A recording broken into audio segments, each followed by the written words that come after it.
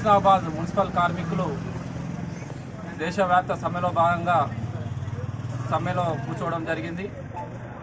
మేము మున్సిపల్ కార్మికులుగా ఈ మున్సిపాలిటీలో గత కొన్ని సంవత్సరాలుగా 25 సంవత్సరాలుగా అవుట్సోర్సింగ్ కాంట్రాక్ట్ విధానంలో పనిచేస్తున్నాము.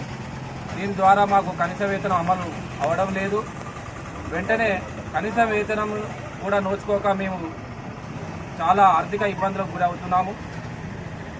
మాకు చాలా ఇబ్బంది అవుతున్నది. కుటుంబం పోషించుకోవడానికి కూడా చాలా ఇబ్బంది అవుతున్నది. కావున కేంద్ర ప్రభుత్వం మోసపూరిత కార్మిక వ్యతిరేక చట్టాలు వ్యతిరేకంగా మేము ఈ సమ్మెలో భాగంగా ఈరోజు భారత్ బంద్కు పిలుపునివ్వడం జరుగుతుంది. కాబట్టి ఇప్పటికైనా కేంద్ర ప్రభుత్వం కార్మికుల సంక్షేమం కొరకు పాటుపడాలని కోరుతూ ఈ సందర్భంగా రాష్ట్ర ప్రభుత్వం కూడా మా సమస్యలు పరిష్కరించాలని సవినయంగా మేము మనవి చేసుకుంటున్నాం. సిఐటియు ఆధ్వర్యంలో కార్మిక వ్యతిరేకంలో భాగంగా సమ్మె చేయడం జరుగుతుంది. ఆంధ్రప్రదేశ్లో తెలంగాణలో కూడా మున్సిపల్ కార్మికులకు 26,000 వేతనం ఇవ్వాలని మా ప్రత్యేకంగా డిమాండ్ చేస్తున్నాం. అలాగే కార్మికులు ఎవరైనా ప్రమాదంలో చనిపోతే 25 లక్షల బీమా ఇవ్వాలని ప్రధాన డిమాండ్లతో ఈరోజు ఈ సమ్మెలో పాల్గొనడం జరిగింది. ఈరోజు సిఐటియు రాష్ట్ర కమిటీ మరియు జిల్లా కమిటీ పిలుపు మేరకు దేశవ్యాప్త సమ్మెలో హుస్నాబాద్ పురపాలక సంఘం కార్మికులందరం పాల్గొనడం జరిగింది. ముఖ్యంగా మా డిమాండ్లు ఏంటంటే గత 30-40 సంవత్సరాల నుంచి మున్సిపాలిటీలో కార్మికులు పనిచేస్తూ చాలీచాలని వేతనాలతో జీవితాలను గడిస్తున్నారు.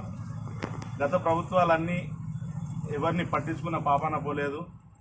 ఇప్పుడు మా ప్రత్యేకమైన డిమాండ్లు ఏంటంటే కార్మికులందరినీ వెంటనే పర్మనెంట్ చేయాలి ఈ గవర్నమెంట్ అయినా, మరియు కొన్ని కేంద్ర ప్రభుత్వం ప్రవేశపెట్టిన చట్టాలు కార్మికులకు వ్యతిరేకంగా ఉన్న చట్టాలను రద్దు చేయాలి.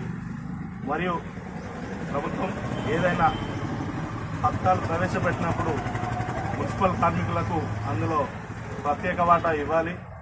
డబుల్ బెడ్రూమ్ ఇండ్లు కావచ్చు, ఇళ్ల స్థలాలు కావచ్చు, ఇలాంటి వాటికి అన్నిటికీ మాకు కూడా అవకాశం కల్పించాలి. ముందుగానైతే పర్మనెంట్ చేసి కార్మికులందరినీ సమాన పనికి సమాన వేతనం వచ్చే విధంగా కేంద్ర రాష్ట్ర ప్రభుత్వాలు నిర్ణయం తీసుకోవాలని మేము ఈరోజు సమ్మెలో టోకెన్ సమ్మెలో పాల్గొనడం జరిగింది. మా డిమాండ్లు కనుక పరిష్కరించలేనట్లయితే ముందు కూడా ఇంకా ఉద్యమాలు చేపట్టే అవకాశం ఉన్నదని కేంద్ర మరియు రాష్ట్ర ప్రభుత్వాలకు తెలియజేస్తున్నాం.